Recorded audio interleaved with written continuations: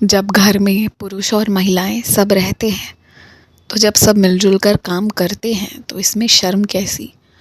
जब तक तुम इन चीज़ों को अपनाओगे नहीं तब तक समाज में बदलाव कैसा होगा। लेकिन हाँ, मैं एक बात कहना चाहूँगा, बराबरी करने के चक्कर में ऐसी जगह पर मत पहुँचना जहाँ किसी व्यक्ति के लिए कोई काम करना बहुत मुश्किल हो, बहुत मन से उतरी हुई चीज़ हो और उसे ज़बरदस्ती करने को कहा जाए। वो काम मत करवाना। हो सकता है तुम्हें खाना पकाना पसंद हो और सामने वाले को पसंद बिल्कुल नहीं हो, बिल्कुल भी नहीं। तो जो चीज़ बिल्कुल पसंद नहीं है वो चीज़ ज़बरदस्ती मत करवाना। घर में 100 काम और होते हैं, सब मिल बांट कर थोड़े थोड़े काम कर लो। घर के सभी लोग अगर 40 से 45 मिनट घर के लिए निकालेंगे, मात्र 40 से 45 मिनट ना, तो घर बहुत अच्छा हो जाएगा, बहुत अच्छा। और मैं ये बात कहूँगा, जब सुबह उठते हो ना, जब पूरी शक्ति पूरी क्षमता रहती है, उस समय उठते ही इधर उधर के काम मत करो। पहले समय अपने ऊपर न्यौछावर करो, पहले ध्यान करो, पहले व्यायाम करो और पहले अपने ज़रूरी काम करो, उसके बाद घर के काम करो। घर साफ सुंदर रखना है, लेकिन इसमें बहुत अभ्यास की आवश्यकता नहीं है तुम्हें या किसी को भी। हाथ बैठा हुआ है, सभी लोग कर लेंगे और करते करते सीख भी जाएंगे। तो उठते ही, नींद खुलते ही ना, घर की साफ़ सफाई में मत लगो, पहले ध्यान करो। ध्यान करना बहुत ज़रूरी है। और अगर तुम्हें ध्यान करना नहीं आ रहा है, तुम्हें कोई इसके लिए कुछ कहीं से किसी से सीखने की आवश्यकता है, तो खर्च करो इस चीज़ पर। एकदम ज़रूरी है कि तुम ध्यान करना सीखो। ध्यान ही तुम्हें विजयी बनाएगा, तुम्हारे परिवार को विजयी बनाएगा।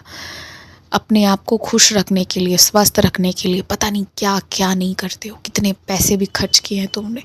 और जो छोटी सी चीज़ है जिससे खुशी मिलेगी, आंतरिक खुशी मिलेगी, यहाँ तो खर्च ही नहीं कर रहे हो, यहाँ तो ध्यान ही नहीं दे रहे हो तुम। ध्यान करना बहुत ज़रूरी है, ध्यान करो, मैं यही चाहूँगा। और हाँ, घर में आने वाले समय में सत्यनारायण स्वामी जी की कथा करवाने के बारे में सोचना और हवन करवाने के बारे में सोचना। 2 से 3 महीने के अंतराल में घर में कुछ पाठ हवन ज़रूर करवाया करो। और ऐसे ही पुजारी को बुलवा कर करवाया करो जिनका स्वभाव अच्छा हो, जो तुम्हें बहुत डांटते हैं, दुत्कारते हैं या खुद को ज़्यादा उच्च समझने की वजह से तुम्हारे साथ थोड़ा बुरा व्यवहार कर जाते हैं, जिसका उन्हें खुद ही अंदाज़ा नहीं होता है। तो ऐसे लोगों को हाथ जोड़कर सम्मान करो, परंतु ऐसे लोगों को घर में बुलाने की आवश्यकता नहीं है।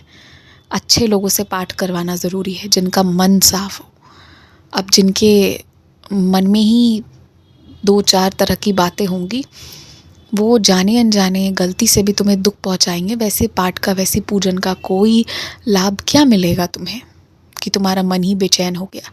तो अच्छे लोगों को घर पर बुलाओ, थोड़ा ढूंढो, थोड़ा समय लो, अच्छे लोग निश्चित घर पे आएंगे। और 2-3 महीने में ना हवन पाठ ये सब होना चाहिए, श्लोक उच्चारण घर के भीतर होना चाहिए। और एकदम जो घर का मुख्य कमरा है ना, जहाँ सभी लोग सबसे ज़्यादा बैठते उठते हैं, सोफ़ा रखा है, टीवी है तुम्हारी, उसी जगह करवाओ। घर के मुख्य द्वार से प्रवेश करते ही सकारात्मक ऊर्जा से घर भर जाएगा। तो इसके बारे में तुम सोचना। और 1 महीने का समय मैं तुम्हें देता हूँ, ढूंढो सही व्यक्ति को और फिर ये काम तुम करो। ज़रूरी है ये करवाना। खूब खुश रहो। अब रात होने को आई है, अब आराम से सो जाओ। अब जो भी चीज़ें हैं सब समेटो और अब जल्दी सोने के बारे में तुम सोचो। मैं तुम्हें स्वप्न दर्शन भी शीघ्र ही देने वाला हूँ।